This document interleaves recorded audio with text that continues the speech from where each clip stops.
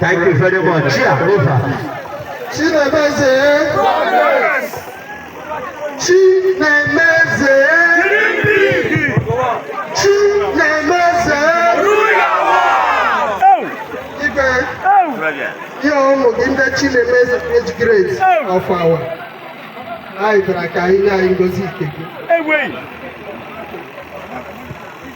Igbe, ala m support ụka na ngozi na ine ya.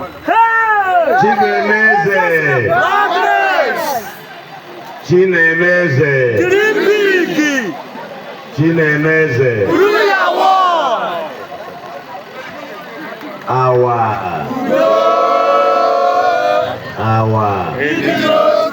Dazzling. Awa. Yes, in no distant time, not now. Noted.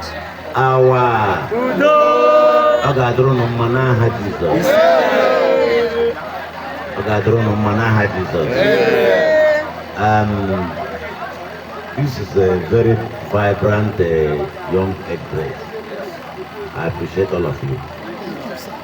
But now by December, flag will not be very good. One got the very watchful and the colorful.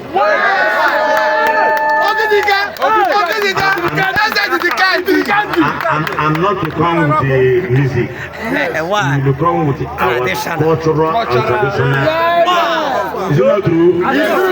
Not music. Your wishes are command. Maybe so. I saw the crown. Oh! Kusanabana Shidi Yakiri.